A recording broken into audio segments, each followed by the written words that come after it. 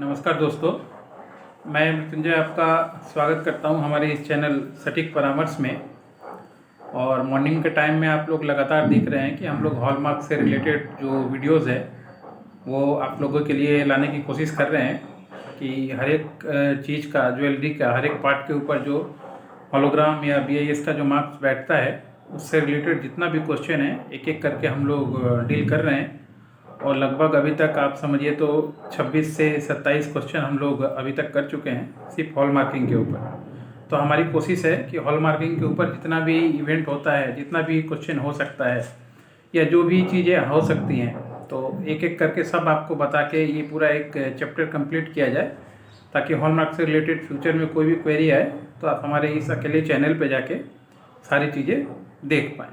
तो आइए आज का जो क्वेश्चन है हम लोग देखते हैं। देखिए, बहुत सारा छोटा छोटा इश्यूज़ होता है। तो अगर मान लीजिए आपको लगता है कि जो हमने अभी तक क्वेश्चन कवर किया है हॉल मार्किंग के ऊपर उसमें वो क्वेश्चन नहीं है, तो आप हमारे व्हाट्सएप नंबर 9230222490 पे उसको भेज सकते हैं, जो हम उसको देख के उसको भी कोशिश करेंगे कि उत्तर दिया जाए और समझाया जाए। तो आज का जो क्वेश्चन है, देखिए, how can hallmarking be done extremely small item such as nose pin which may not have area of disclosure the hallmark। यानी इनका क्वेश्चन है कि देखिए, सबसे छोटा आइटम ज्वेलरी का छोटा छोटा चीज़ जैसे नोज पिन, जिसको वो नाक का पिन भी बोलते हैं, नथनी भी बोलते हैं।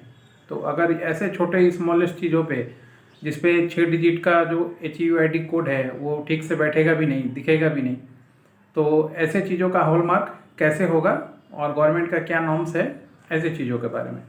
तो देखिए, BIS ने हर एक चीज़, लगभग BIS को जो भी लगता है उसने हर एक चीज़ पहले से ही क्लियर करके रखा हुआ है, ताकि इस तरह का बहुत सारा क्वेश्चन उनके पास भी आता था, या वो सारी चीज़ें सर्वे करके ही ये चीज़ें बनाते हैं।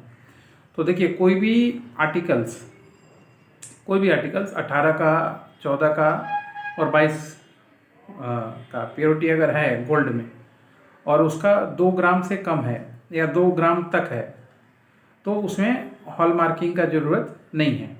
यानी उसमें मस्ट नहीं है कि आप हॉलमार्क कराइए, उसमें आप चाहें तो हॉलमार्क नहीं भी करा सकते हैं, या दुकान से आप बिना हॉलमार्क का भी वो सामान खरीद सकते हैं। याद रखिए दोस्तों, 2 ग्राम्स ये BIS का नॉर्म्स है कि उसमें आपको हॉलमार्क HUID द्वारा जो हॉलमार्क होता है वो नहीं चाहिए होगा।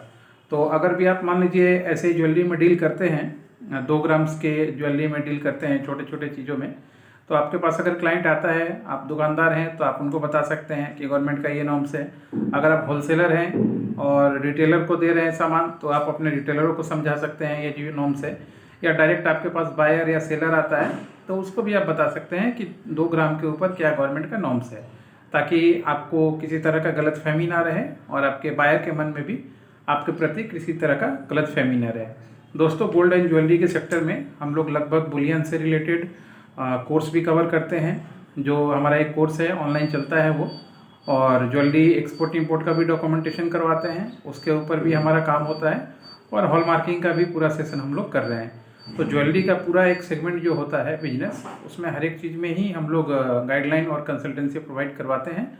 अगर आपको ज्वेलरी से रिलेटेड, बुलियन से रिलेटेड या हॉल मार्किंग से रिलेटेड कोई भी क्वेश्चन आपके मन में आता है, तो आप हमारे पेड सर्विस का यूज़ कर सकते हैं, जिसमें हम आपको एक फ़िक्स टाइम देंगे और आपके साथ फेस टू फेस आप चाहें तो, या 1 to 1 ओवर फ़ोन में भी हम आपसे डिस्कशन करके सारी चीज़ें आपको समझा के दे सकते हैं। आज के लिए इतना ही दोस्तों, नमस्कार।